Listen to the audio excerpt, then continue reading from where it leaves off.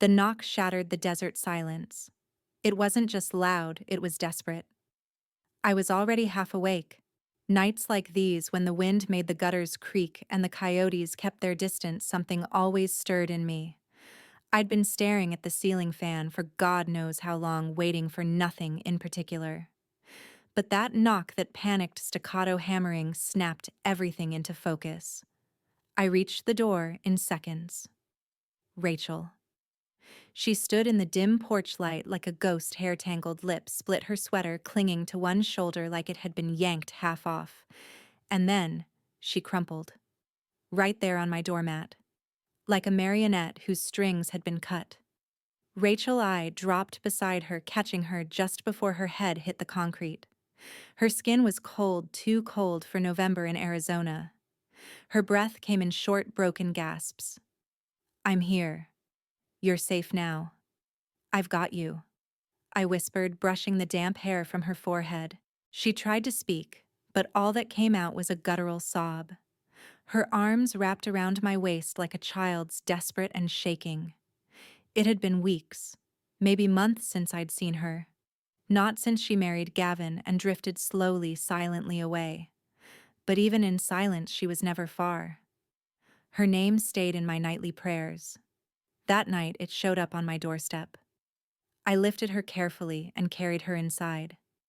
She didn't weigh more than a bag of sand. Her wrists were thin, bruised, her knees scraped. The corner of her jaw was swelling purple and red and angry. "Who did this to you?" I asked, though I already knew. She didn't answer, just whimpered as I laid her on the couch and fetched a blanket. My police training kicked in, automatically assess injuries, stabilize, call medical. But underneath the surface, my hands were shaking. Rachel fumbled with her phone and passed it to me. Her fingers trembled. I unlocked it and saw the text thread. "Gavin, say nothing if you want to keep everything." Another message a few minutes later. "Gavin, you open your mouth and you'll lose the land too." I'm not playing, Rach. The land. My stomach dropped.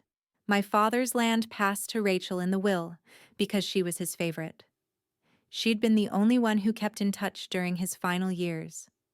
He'd left me the house, the pocket watch, and the badge. But the land, that had always been Rachel's. Even Gavin had smiled through gritted teeth at the time, saying it wasn't worth the taxes. I looked up from the screen and met her eyes. "Is this why he hit you?" She hesitated. It's not just that. He's been watching, controlling, everything. And tonight I told him I was leaving. I packed a bag. That's when she choked. I didn't know where else to go. "You came to the right place," I said, reaching for the phone again. My thumb hovered over 911. "Please don't," she whispered. "Not yet. He could have killed you." She flinched. "I know. But if we go public now, he'll move everything. The accounts, the paperwork. He'll bury the land under fake names. I need time. Please, Mom. Don't call me Mom just because you're scared." I snapped, too harsh even for me. I exhaled. "Sorry, I've seen this. Too many women. Too late." She clutched the blanket around her. "You think I haven't? I'm the one who lived it." I stood up, pacing. The clock on the wall read 1:12. The hallway was dark. Just past the corner, the glint of brass caught my eye, my father's old pocket watch hanging in its frame. It hadn't worked in years. But something about that night? I thought I heard it ticking. I stepped closer. Silence. Still the hands pointed to something. To him. To how he'd always said justice has its time. "I'm documenting this," I said suddenly. "Whether you like it or not." Rachel looked up, alarmed. "You don't have to report it yet. But I'm not letting this slide into shadows. He doesn't get to leave bruises and take your soul. He doesn't get to rewrite the will or scare you into silence." She was quiet. But her eyes followed me as I retrieved my notebook, camera phone, and first aid kit. As I cleaned her wounds gently, clinically, I made notes. Photos. Not because I didn't trust her, but because I knew the system wouldn't. Documentation first. That's how I'd survived 22 years in uniform. When I finished, I sat back, resting my hand on my knee. You said he threatened to take the land. Rachel stared at the ceiling, voice cracking. It's not just the bruises. He took the land too. Hospitals are built to save lives, not to prove who tried to destroy them. But that's exactly what I needed. The fluorescent lights buzzed overhead as we stepped into Riverton General. The lobby was nearly empty, just a janitor pushing a squeaky mop bucket and a young man asleep on a bench with an ice pack taped to his jaw. The chill outside still clung to our coats, but inside it was all clinical warmth and antiseptic. Familiar, but different now. I'd walked these halls for over 2 decades in uniform, hauling in drunk drivers and overdose victims. But this time, I wasn't here as an officer. I was here as a mother. Rachel's arm looped through mine, but she leaned more on the wall than on me. Her body moved slowly, like each step carried its own memory of pain. I caught the nurse's eyes as we approached the front desk. "Domestic," I said quietly. The woman nodded without asking more. "ER2. We'll have a doctor in shortly." Rachel didn't say a word during intake. I filled out the forms while she kept her eyes on the floor, her hair falling like a curtain across her cheek. When they called us back, I guided her gently through the double doors into the exam area. Every beep of the heart monitor, every rustle of plastic gloves sent a spark down my spine. The last time I'd been in this room was to take a statement from a bar fight survivor. Now I was trying to preserve the pieces of my daughter's life. Dr. Patel entered briskly, her sneakers whispering on the tile. She was maybe in her late 50s, wire-rimmed glasses, dark curls streaked with gray, and eyes like a hawk's. But her voice was soft when she addressed Rachel. "I'm here for you," she said, sitting beside her like an old friend. "No judgments, just care." She examined Rachel with the precision of someone who had done this far too many times. Split lip, bruised ribs, red marks on her upper arms where fingers had pressed too hard. Internal bleeding was ruled out after a quick ultrasound, but Rachel winced with every shift of her torso. I stood at the foot of the bed, watching, remembering every face I'd ever seen like hers, afraid, ashamed, desperate to protect the person who broke them. "Can I request something?" I asked quietly once Dr. Patel finished. "Photos, medical notes, full documentation, with timestamps."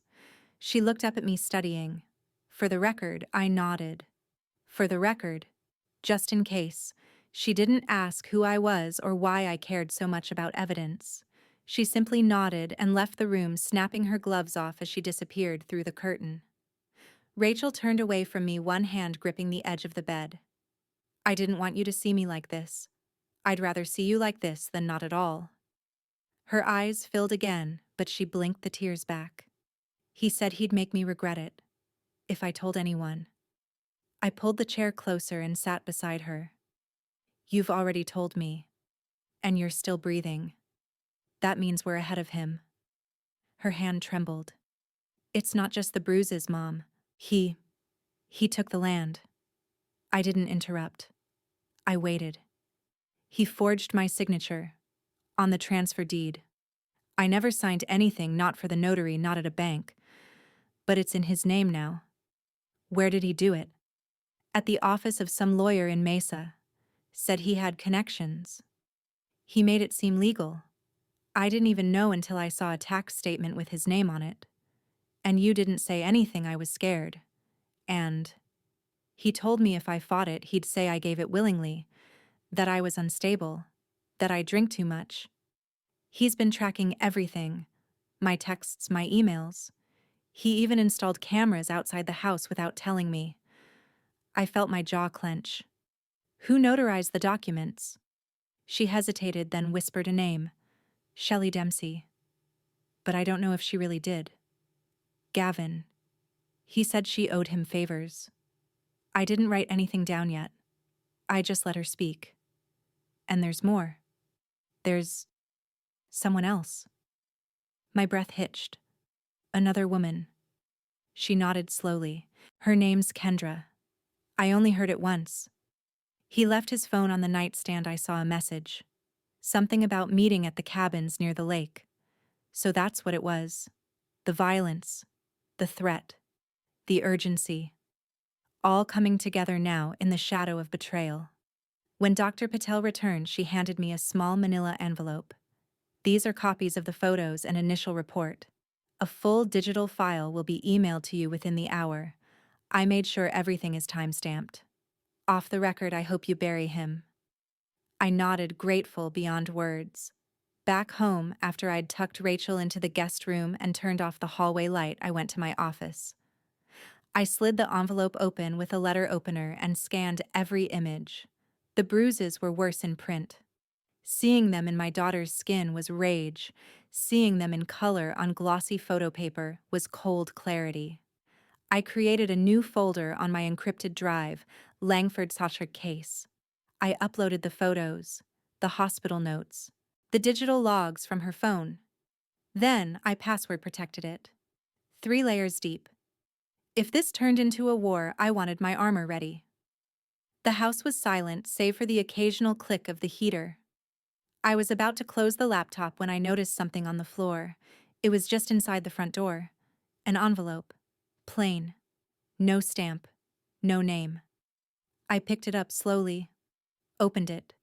Inside a single scrap of paper. Black ink, written in jagged caps. Shut up or lose your daughter. Truth doesn't always knock. Sometimes it hides in a cloud server across the street. The sun hadn't fully climbed over the ridge when I crossed the street to Millie Park's house, coffee in one hand and a USB drive in the other.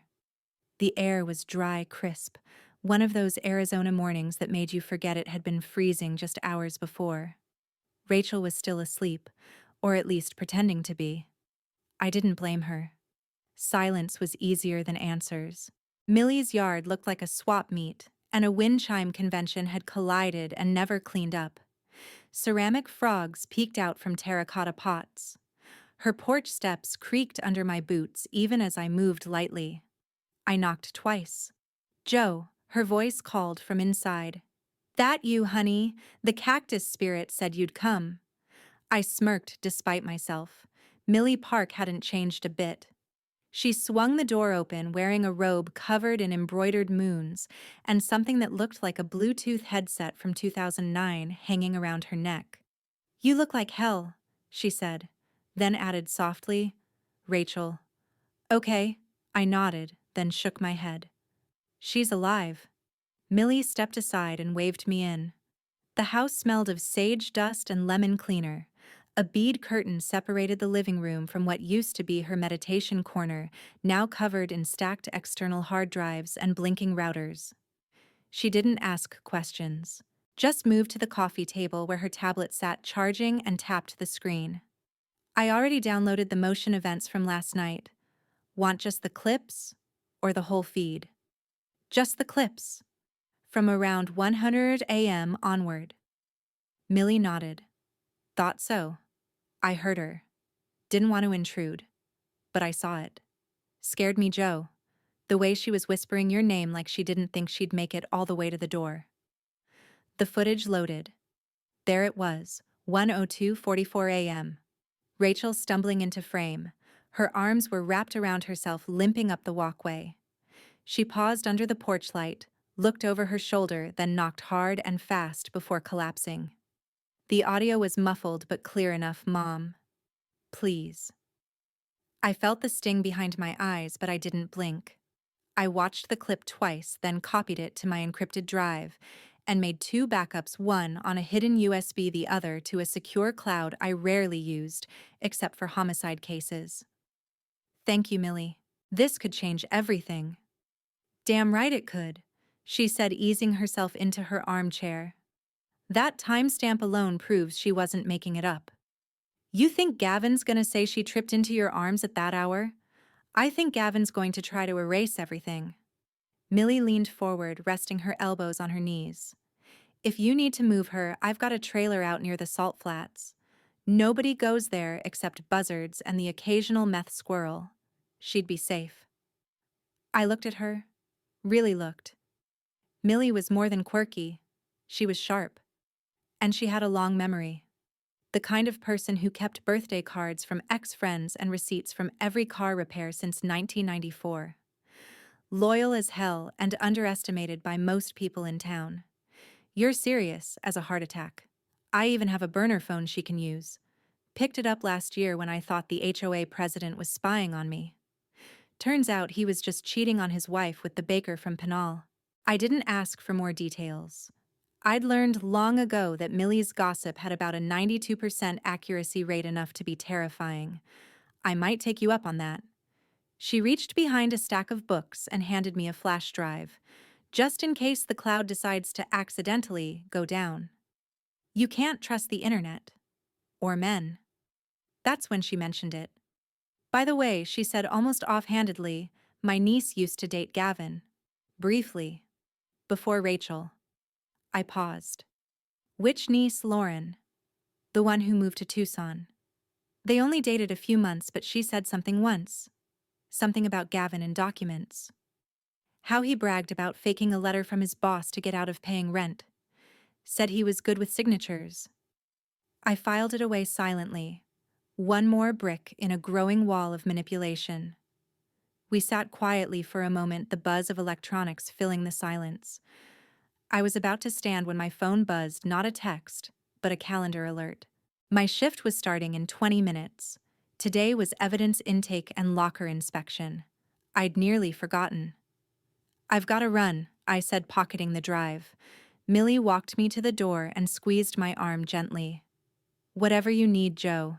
You're not alone in this. I nodded. Neither is Rachel. Back at the station, the locker room smelled like cheap cologne and wet gear bags. I changed into my uniform, tucked my encrypted drive into a zipped pocket inside my vest, and swung the locker door shut. That's when I saw it. An envelope. No markings. Just like the last one, but this time placed inside my station locker.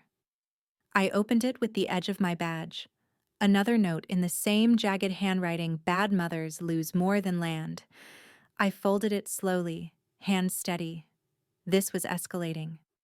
Later that evening, after logging my hours and making sure Rachel was fed and resting, I went back to Millie's with the second note in my coat pocket. I didn't need to say much.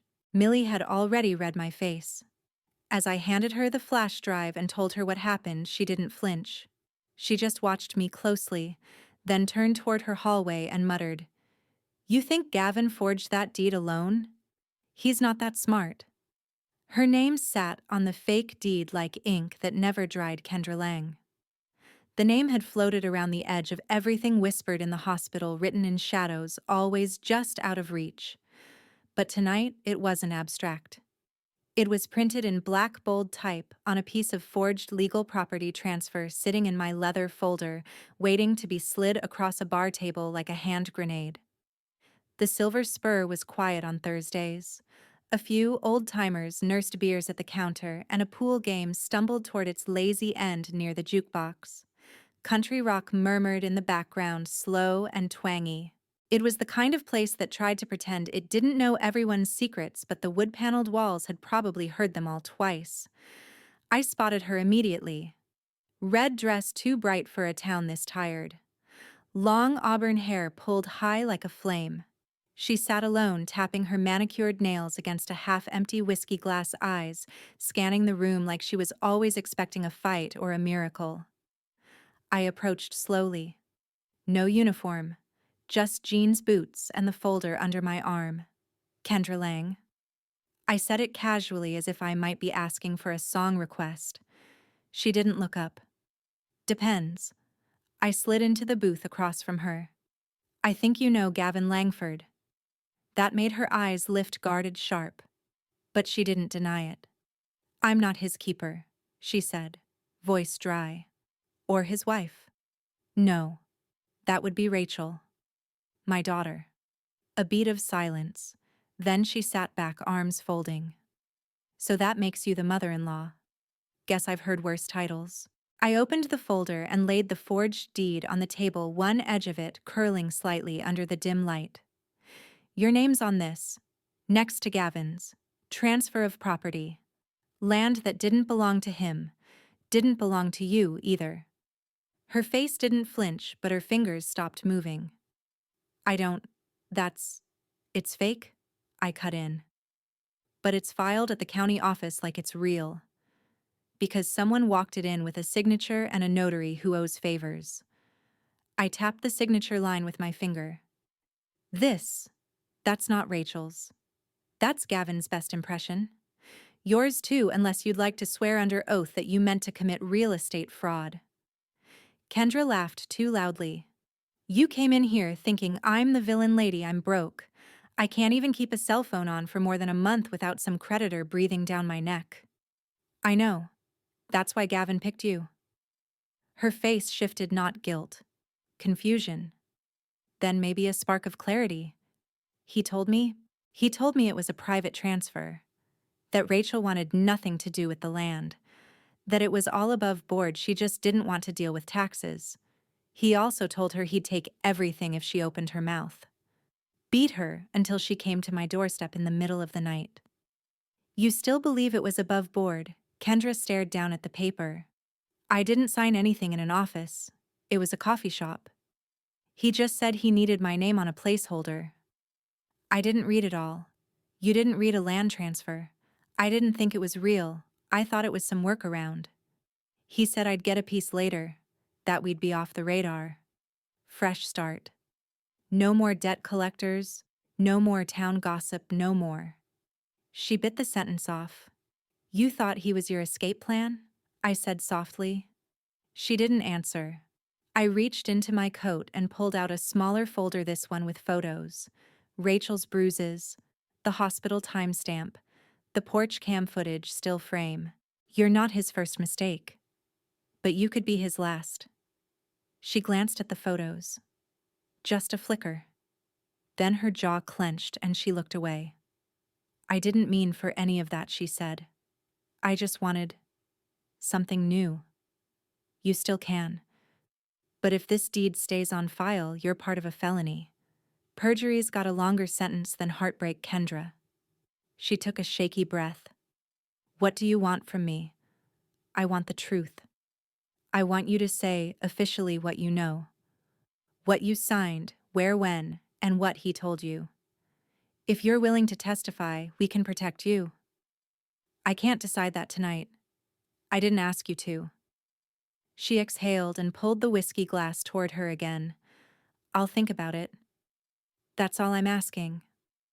I stood sliding the folder back into my coat. The lights from the jukebox flickered as a new song began, low, slow, and bitter. The kind of song you only understood if you'd been lied to, with a smile. As I made my way toward the door, something pricked at the back of my neck. I turned. In the corner booth, half hidden by shadows, sat a man I didn't recognize. Baseball cap pulled low, face mostly obscured. But his eyes were locked on me, not casual, not curious, calculating. As I passed the front window outside, I watched through the glass as he lifted a burner phone to his ear and started to speak. Whoever Gavin had watching me, they weren't waiting to be introduced. Forgery is a quiet crime. It doesn't shout until it's too late.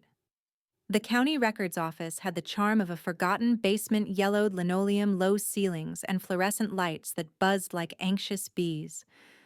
Dust clung to every metal filing cabinet, and the smell of paper, old, tired, and overhandled, filled the air like a warning no one could read. I parked my cruiser a block away. No uniform, no badge on display. Just a jacket zipped high and purpose stitched into every step. Caleb Morton met me near the copier, wiping his hands nervously on his khakis. He was younger than I remembered, maybe because I hadn't seen him since he graduated high school, and took this clerk job while studying criminal justice part-time. Honest, fidgety, and still startled by confrontation. You okay, Miss Langford? He asked, voice low. Not really, I said. But I know what I'm looking for. We passed two elderly women waiting for marriage license copies and ducked into the back archive room. Rows of filing cabinets loomed like mausoleums of dead decisions. Caleb keyed into a locked drawer and pulled out a thick folder labeled Parcel 87A, Transfer Docs. This is the recorded deed, he said, setting it on the table. Filed 3 weeks ago. Flagged it. Quietly. You did. He nodded, chewing the inside of his cheek. The notary's signature, Ms. Kim. She wasn't working that week. I remembered because she took time off for her mother's surgery. We rotate logs. Her stamp's real, but the entry's missing. No record in the notary journal. That's illegal. I flipped through the pages. The signature Rachel's supposedly was too sharp, too slanted. It lacked the pressure curve Rachel always had when she signed documents nervously. There was no nervousness here, just imitation. Can I get a certified copy of this? Caleb hesitated, then nodded. Yeah, I can notarize it myself as a true and accurate copy of a filed document. That's legal. Do it. And print me the registry log for that week. He went to work scanning stamping printing. Meanwhile, I pulled the folder I'd brought from my bag and laid out the growing skeleton of Gavin's crime.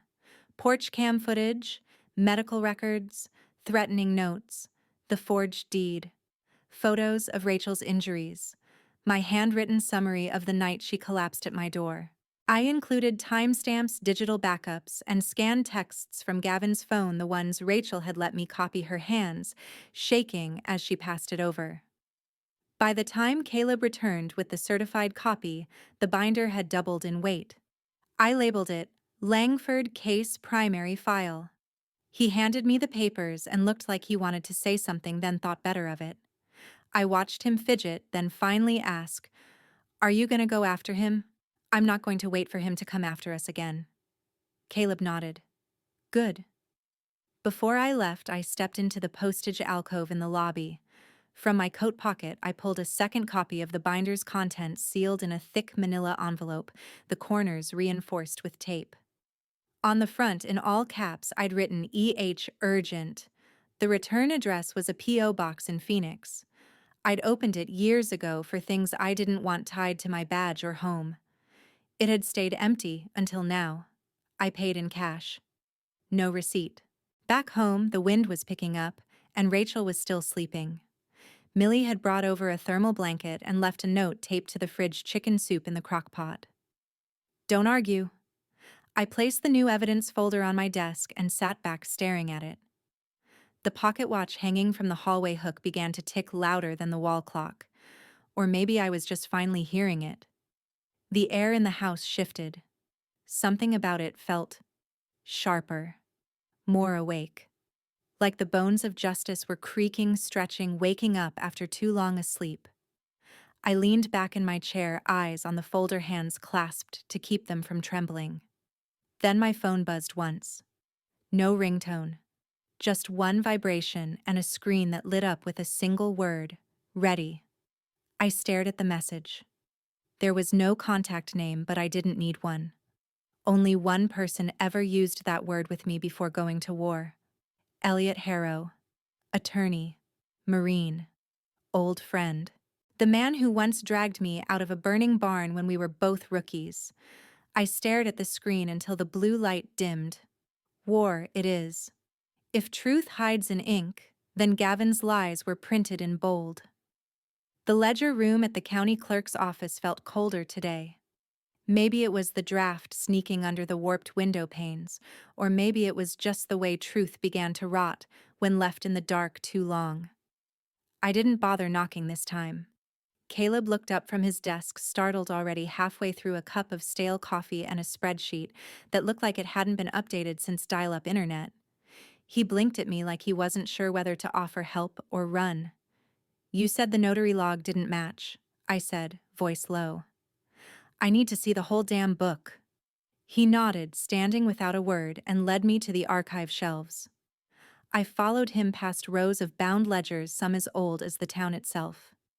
Dust whispered with every step. He pulled out the book marked OCT Nov Notary Log Shelley Rhodes and set it on the long oak table. "This is the only copy," he said. "I didn't make scans. Didn't want to raise flags. You did right." I flipped through the pages, slow and deliberate. Each line was handwritten, time-stamped, signed. Then I found the week in question. No entry. No signature. No mention of Rachel. No deed. Just blank space where legal history should have lived.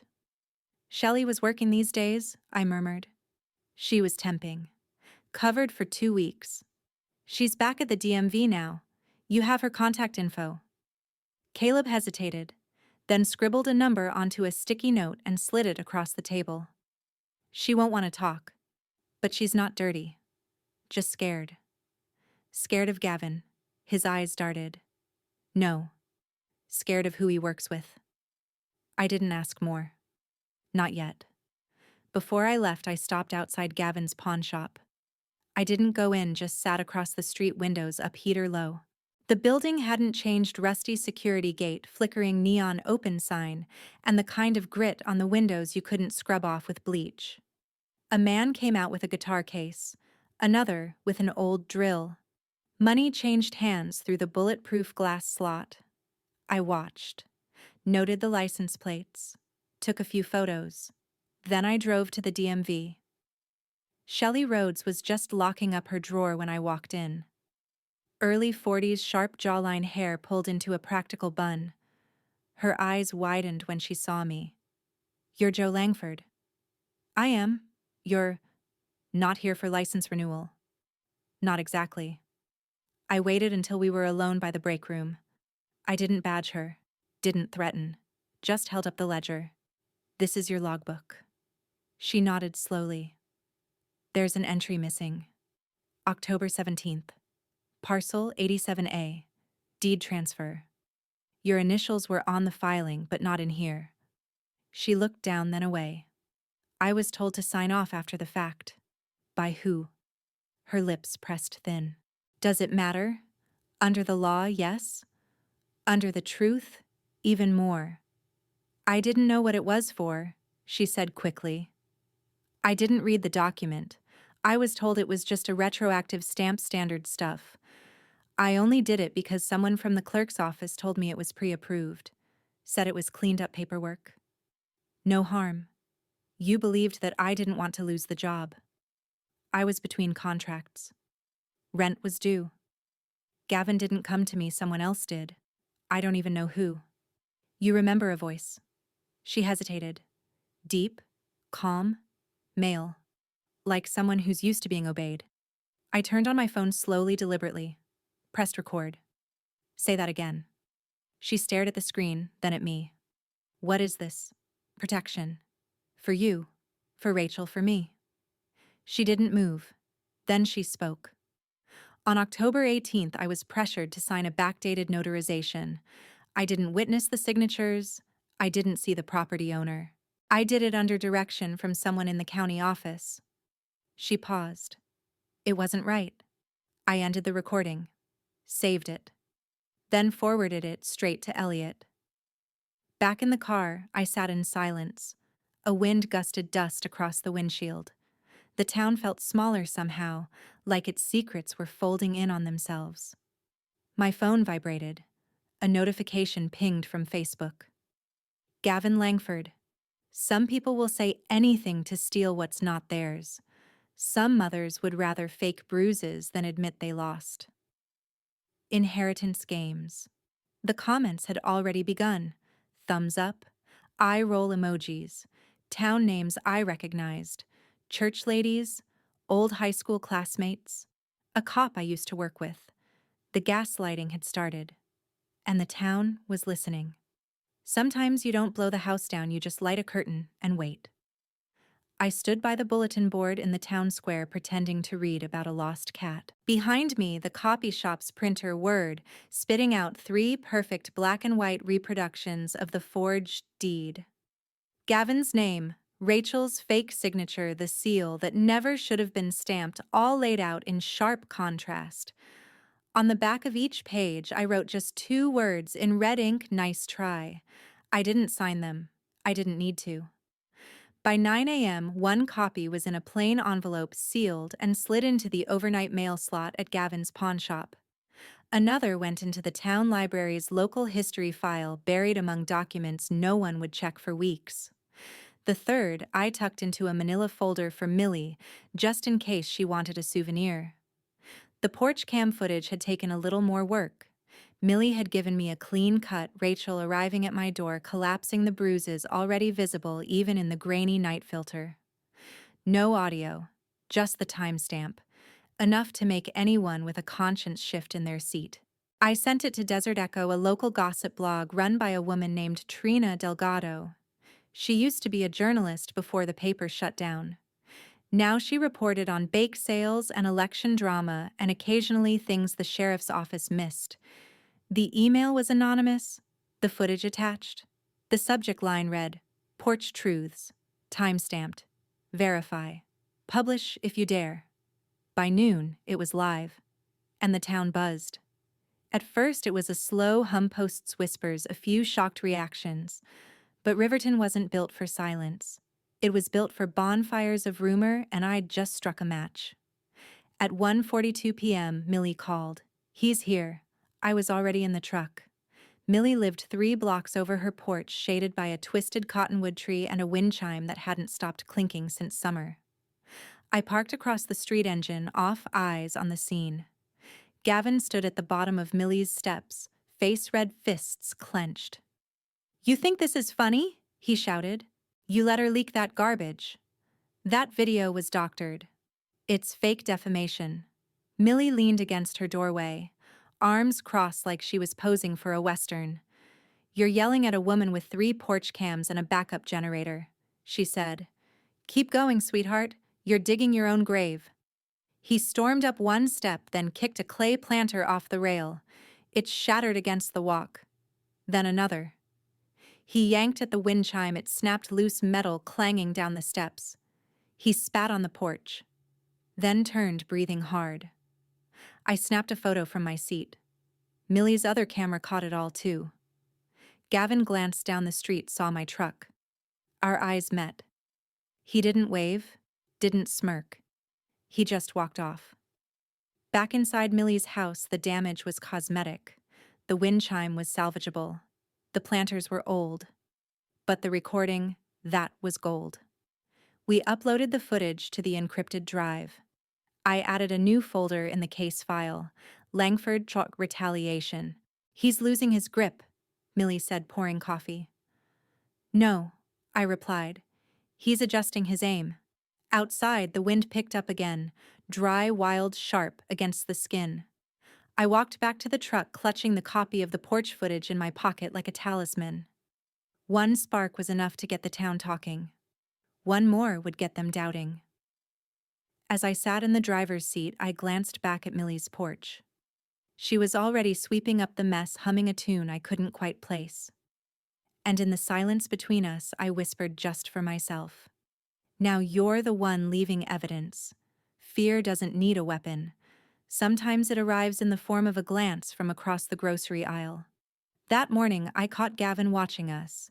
He stood by the produce section at Penny's Market, sunglasses perched on his head, fingering an avocado he clearly didn't want. Rachel was 2 steps behind me, grabbing ginger ale and white crackers for her stomach. When I turned, Gavin gave the barest twitch of a smile, just enough for me to understand he wasn't hiding. He wanted to be seen. I didn't say a word. Just turned the cart, checked out, and drove straight to the courthouse. The family court building in Riverton sat between the DMV and a sandwich shop, as if legal survival and bad pastrami shared real estate. The air inside smelled like air conditioning and nerves. Everyone moved slower in that building, like they knew something sacred could be decided in the next 10 minutes. Rachel was pale, her lips pinched tight. I handed her a tissue just in case. She didn't use it. Judge Halston presided over the hearing. Late 60s, balding, and known for being less sentimental than a parking ticket. He didn't nod when we entered, didn't blink when I laid the documents down. "Let's proceed," he said flatly, flipping through the initial filing. "Miss Langford, I see this is for a temporary restraining order against Gavin Langford." I rose. "Yes, Your Honor." He motioned for me to begin. First came the photos from the hospital. Rachel's lip, the bruising near her ribs, the timestamps. Then the porch camera footage. Then the forged deed notarization logs and the signed witness statement from Shelley Rhodes. I added the screenshots of Gavin's post, the one accusing Rachel of faking everything for land. He's escalating, I said. This is no longer just about threats or bruises. He's attempting character assassination in a town where your name is half your safety. The judge said nothing. Then Rachel stood. I didn't ask her to, and I wouldn't have pressured her if she'd said no, but she rose anyway, voice shaking. My name is Rachel Langford, and I loved him. I did. I thought if I just stayed quiet, it would stop. But then he took the land. And when he saw that I wouldn't keep lying, he said he'd make people think I was crazy, that nobody would believe me. Her voice cracked. He almost made me believe it. The silence that followed wasn't still. It vibrated. Even the ceiling fan seemed to hold its breath. Judge Halston cleared his throat. Gavin Langford has responded to the petition through counsel. He denies all accusations, claims the deed was processed legally, and that any injuries were the result of a domestic disagreement that did not require intervention. He raised an eyebrow. Of course, that's not how we operate here. He signed the papers. A temporary restraining order is granted. Mr. Langford is not to come within 300 feet of either petitioner until a full hearing in 14 days. The gavel hit wood. Sharp. Final. We left the courtroom in silence. In the hallway, Rachel collapsed onto the bench and cried. Not in fear that had drained out days ago. These were tears of release. Relief. I stood near the vending machine watching her, not interfering. She didn't need a cop right now. She needed a mother who didn't flinch at her broken pieces. She looked up finally. Do you think we'll win? We just did, I said. A court clerk passed by with a clipboard and slowed beside me. She looked around, leaned slightly, and said in a hushed voice, You didn't hear this from me, but someone just filed a motion to reassign parcel 87A. That's your dad's land, right? My jaw tightened. Who filed it? She didn't answer, just kept walking. Behind me, Rachel had gone quiet again, but I wasn't still. Inside, something had clicked a gear, shifting from defense to offense. He was still trying to move the land. And now I knew court wasn't just a shield. It could be a sword. When predators feel cornered, they don't run, they bite. The chair in the Internal Affairs conference room was colder than it needed to be, and the fluorescent lights made everything feel staged, like I was the problem that needed solving. Captain Ramirez sat at the far end of the table, eyes tired, fingers steepled. We've received a formal complaint from Mr. Gavin Langford, said a woman in a navy suit I didn't recognize.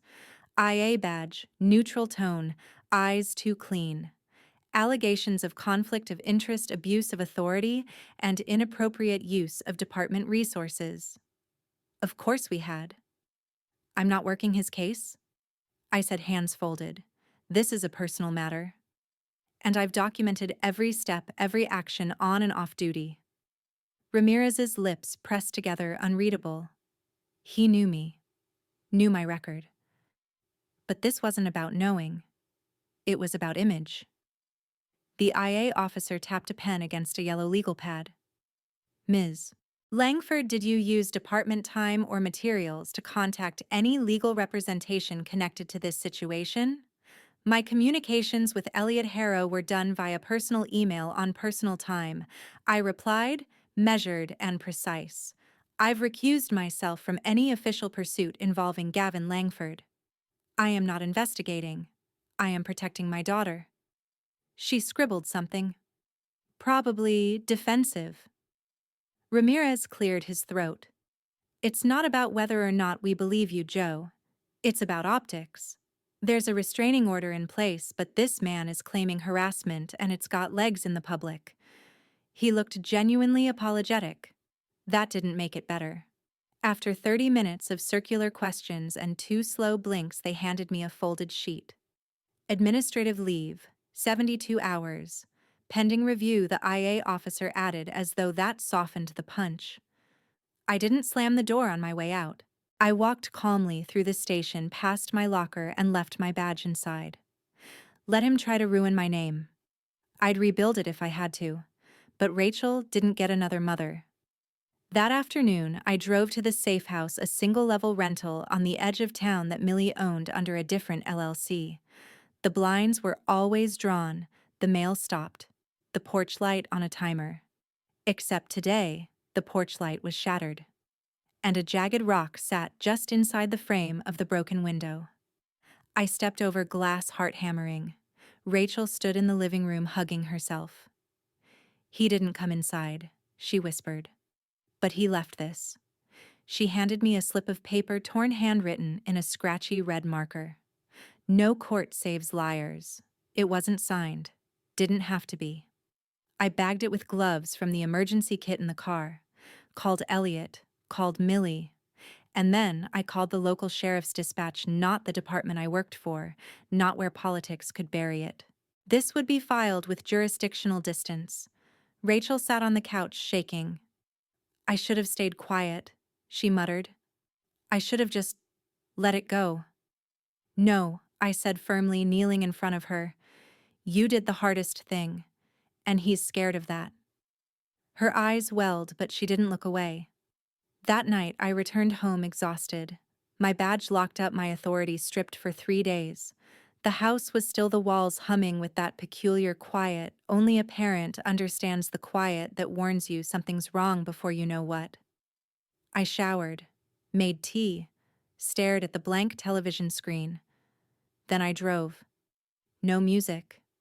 Just the sound of my tires and thoughts. I didn't realize how fast the sun had set until I saw headlights behind me, closer than they should have been. 1 block. 2. Turn left. The car followed. I slowed to 15. So did they. By block 6, my knuckles were white against the steering wheel. Then finally the car turned. But it wasn't relief that washed over me. It was confirmation. Gavin wasn't acting alone, and he had just found a new way to tell me so. My father didn't trust banks, but he trusted steel. That's why his safe held more than money. The garage was exactly as he'd left it, orderly chaos. Rusted license plates on the walls, rows of mason jars filled with mismatched screws, old radio humming static from a dusty shelf. The concrete floor was cold through my socks, but I didn't stop moving. Not tonight. I rolled back the bottom shelving unit near the water heater. Behind it, barely visible unless you knew where to look, was a 2-foot-tall gray steel safe bolted into concrete and sealed shut with a code I hadn't used since the funeral. I ran my fingers over the dial muscle memory guiding me. Left 23, right 11. Left again 42. The latch clicked. Inside, I didn't find cash or old guns like I half expected. Just a single manila envelope, thick, slightly yellowed, labeled in his heavy handwriting, "For Rachel, if things get dark." I stood there frozen. Rachel was just a teenager when he passed. They hadn't been close. She always felt like he saw her as fragile, too soft for the family's steel-spined code of honor. She'd been wrong. And so had I. I brought the envelope inside. Rachel sat curled up on the couch, hair pulled back, a mug of untouched tea going cold in her hands. "He left this for you," I said, voice unsteady. She looked at me, startled. "What? I found it in the garage safe. It's notarized. Dated 8 weeks before he died." I sat beside her and opened it gently. The letter came first, a folded sheet of lined paper. The words were precise, written in blue ink, his style exactly the same as the morning notes he used to leave me before school. "Rachel, if you're reading this, it means something bad has happened. I know I was hard on you, maybe too hard. But I saw your heart, how loyal it was. That's why I'm leaving the land to you. Not your mother, not anyone else. You protect what matters. Don't let anyone steal that from you. Love, Dad." She didn't cry at first, just sat there holding the letter as if it might vanish. But when I handed her the notarized addendum to the will, signed and sealed, naming her sole heir to the land, her face crumpled. "I thought he never saw me," she whispered. I thought. He didn't think I was enough. I shook my head and touched her cheek. He saw everything. I called Elliot Harrow that night. He picked up on the second ring. Elliot. I have something game-changing. An amendment to the will. Notarized. It names Rachel as sole heir. Gavin's claim is void. He asked for photos. I sent them. 5 minutes later, his tone changed completely. From sleepy to sharpened steel. This is real, he said. Legally binding, predated to everything Gavin filed. I can file a motion first thing Monday to bring it into court. My chest loosened for the first time in weeks. We'll win this, he said. I believed him. Rachel read the letter one more time before tucking it back into the envelope like it was glass. Maybe he didn't say it, she murmured.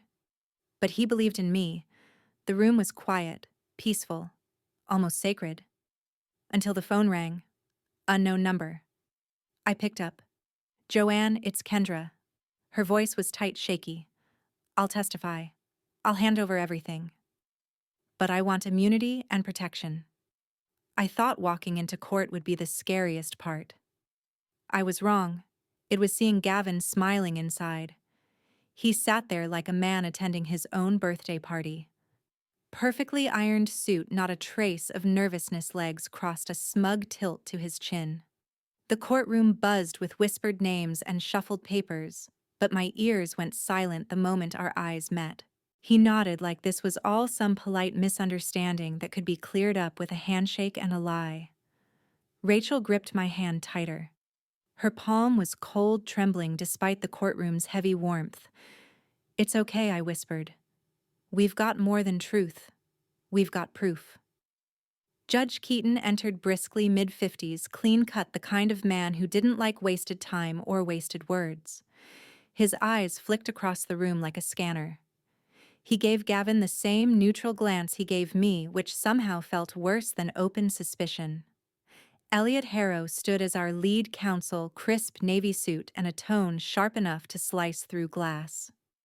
Your Honor, we will show today through medical records, sworn statements, and official documents that my client Rachel Langford is not only the victim of prolonged domestic abuse, but also of a coordinated attempt at property fraud. We intend to prove this beyond reasonable doubt. The first piece was easy. ER reports. Black and white facts, injuries, dates, times signed by physicians. When the porch cam footage played on the projector, the room shifted.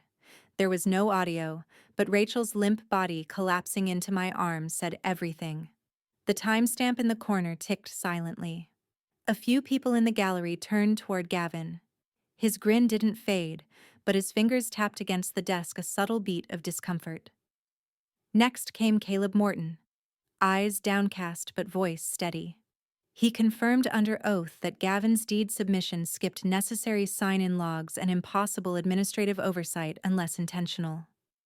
He confirmed Shelley's reluctant notarization and the absence of the notary herself during the date in question. Victor Ames, Gavin's lawyer, rose with oily calm. And you're sure this isn't just a clerical error? One that conveniently casts doubt, when in reality Ms. Langford simply misunderstood her husband's intentions. Elliot rose immediately. Objection argumentative. Sustained, Judge Keaton said, barely glancing up. But Victor wasn't done sowing seeds. When he stood to question the ER documents, he angled his head just enough toward the press row behind us. Your Honor, it's worth noting that none of the reported injuries were life-threatening. No broken bones, no concussions. Is it possible, perhaps, that these injuries were self-inflicted, an attempt to manipulate a legal inheritance battle? Gasps fluttered through the courtroom. Rachel went pale. Gavin leaned back, lips curled in satisfaction. I stood without thinking. Objection. Victim-blaming and entirely speculative. Overruled, Keaton said, calm but sharp. Mr. Ames, stick to facts. Elliot leaned toward Rachel. Stay strong. We knew they'd go dirty. For the next hour, the court slogged through procedural testimony. Gavin yawned once visibly while Rachel fought tears just sitting still. My pulse pounded in my ears. Kendra had promised. She said she'd testify. But where was she? Then, just as Judge Keaton adjusted his robe to signal recess, the doors creaked open. She entered like a movie scene unfolding in real time. Kendra Lang.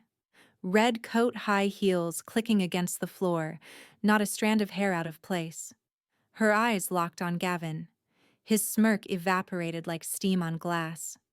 She walked to the witness bench without waiting for anyone to call her. Elliot stood immediately. "Your Honor, may we add a new witness before recess?" Keaton blinked. Name, Kendra Lang. Submitted affidavit yesterday, marked as Exhibit H. Keaton nodded slowly. Proceed. Kendra sat, looked Gavin in the eye, then slowly, deliberately turned to face me, and mouthed the words, "He's going down." Some betrayals wear lipstick. Others bring justice. The courtroom was packed tighter than yesterday, buzzing with low whispers and the faint scent of too many bodies in old wood. Flashbulbs blinked through the windows as reporters leaned forward, pens poised. Everyone was waiting. Not for Rachel.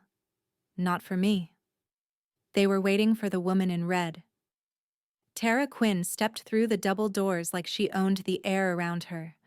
Scarlet blazer, black heels clicking with unapologetic rhythm, lips pressed tight, like she might say too much or nothing at all.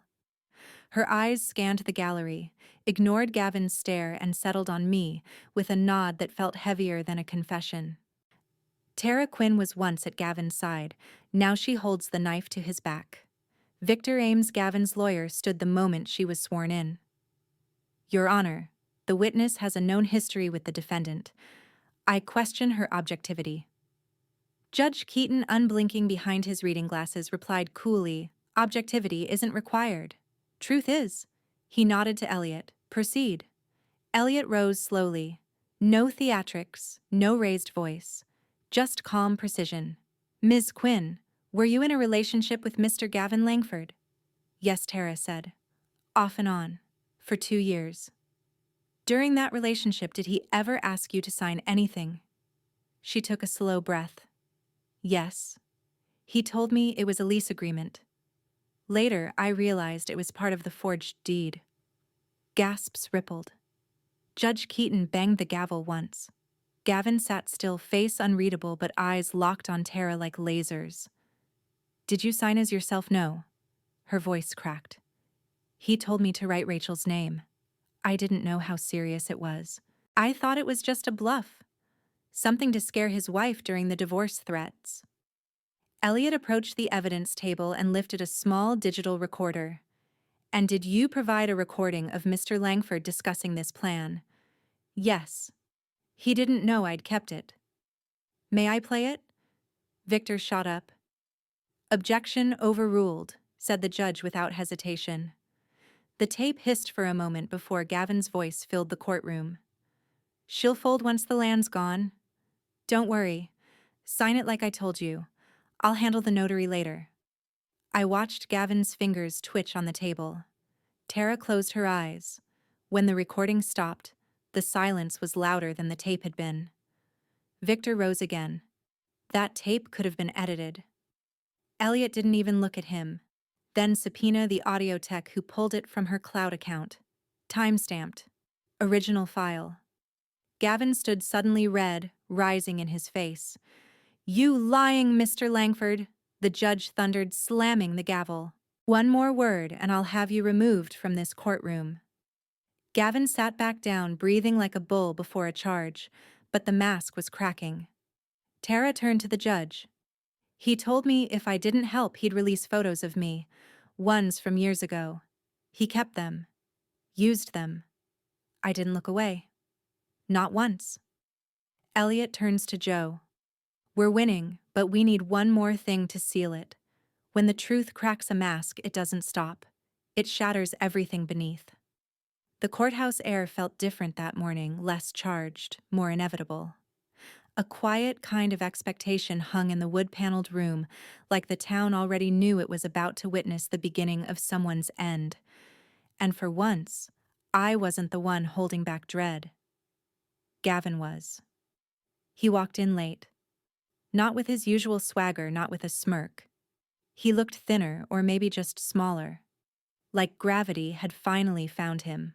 One more revelation, and the rest will fall like dominoes. Rachel sat beside me, straight-backed and silent. But I could feel her trembling, not from fear anymore, from readiness. The judge nodded toward Elliot. Mr. Harrow, final presentation. Elliot didn't stand right away.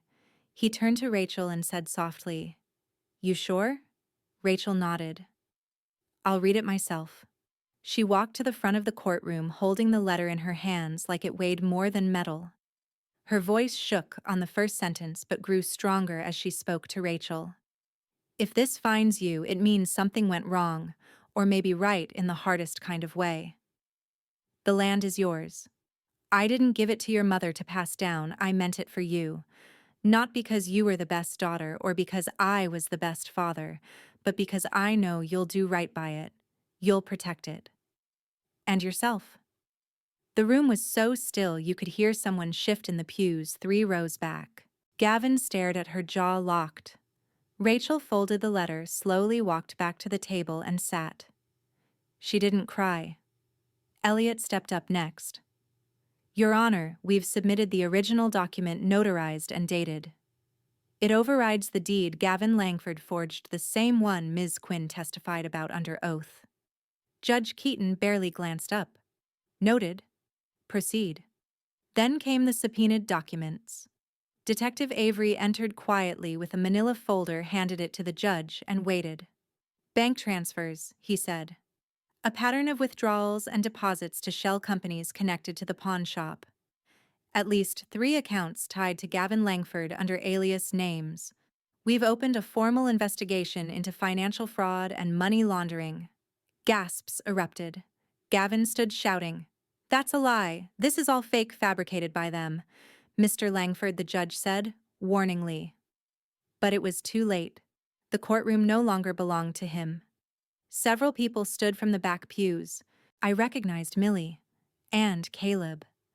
And even old Mr. Barnes, who hadn't left his house in months. One by one, they gave short, sharp statements to Detective Avery: bullying, extortion, threatened repossession, silent pressure from someone with too many ties in the clerk's office and too few scruples. It was like the dam had broken and the town was no longer afraid of the flood. Victor Ames, Gavin's lawyer, stood up next, but not to defend him. "Your Honor, I request to be withdrawn from this case. My client has withheld evidence, compromised my legal standing, and has refused counsel." Chaos rippled through the room. Gavin turned on his lawyer. "You coward!" Judge Keaton banged the gavel so hard it echoed. "That's enough." The guards approached Gavin. He backed away, mumbling. "Court is adjourned for the day," the judge declared. "We reconvene for sentencing discussions pending the fraud investigation." People began filing out, buzzing, whispering. Gavin stood alone. Rachel whispered, "He doesn't scare me anymore." She didn't say it to me. She said it to herself, as if she needed to hear it aloud one last time to make it true. And it was. Justice doesn't always feel like victory. Sometimes it feels like breathing again. The town didn't throw a parade. No one popped champagne. But that morning, the sunrise over Riverton felt clearer, like it wasn't dragging the past into the light, just warming what came next. Gavin Langford had been charged with 3 counts: domestic violence, property fraud, and witness intimidation. His mugshot flashed once on the local news, then vanished. No primetime trial, no big city scandal. Just a quiet takedown in a town that had been too quiet for too long. The courthouse was empty now, but the echoes of what happened would ring for years. At the cafe on Main Street, the same place that used to buzz with gossip about Rachel's marriage problems, no one looked up when she walked in. They just nodded. Not the cold nod of acknowledgement, but the warm one, a nod that said, "We were wrong and we're sorry in the only way we know how." She carried a leather folder in one hand. Inside were the blueprints for the Rachel Langford Foundation, a place where survivors could breathe too. The land was hers again, not just in name, but in purpose. Millie sat at a corner table with Caleb sipping coffee, whispering like kids in a library. She waved when we walked by. She donated her old barn to the foundation, said it was too full of junk and ghosts anyway. Caleb had taken a leave from the records office, said he needed time to file himself back into alignment. I told him to take all the time he needed. As for Tara Quinn, she left. Checked into rehab 2 counties over. Sent Rachel a letter, you gave me a way out. I intend to use it. I stepped back into the station 3 days ago. No balloons, no parade. Just Ramirez at the desk with 2 mugs of coffee and an awkward smile. Your desk is where you left it, he said. The gossip didn't greet me like it used to. It had nowhere left to land. People had seen too much truth. They were adjusting. So was I. Rachel and I stood at the edge of the old land today, the same dirt my father once walked, like it would never leave him. We brought a tree in the back of my truck, a mesquite small enough to plant, but strong enough to last. Are you sure? Rachel asked, holding the roots. Yeah, I said. It's time. We dug together. No ceremony, no speeches, just soil and silence, and the ache of things healing. When it stood upright in the earth, Rachel pressed her palm to the bark like she was anchoring herself to something real. This land has always been ours, she said, even when he tried to take it. I nodded. It remembers us. We stood there a long while. No rush, no courtroom clock ticking in the background. Just the wind through the branches and the soft crunch of gravel as we walked back toward the truck. At the cafe that afternoon, I ordered my usual black coffee, no sugar, and sat by the window. That's when she approached. Late 30s, tired eyes, a faint bruise under one sleeve she tried to hide, but didn't quite. You're Joanne Langford, right? I looked up. That's me. She hesitated, then sat down without asking. Her hands shook slightly as she gripped her mug. I saw the news, she said. Your story. It helped me. I need to speak out too. A woman approaches Joe at the cafe.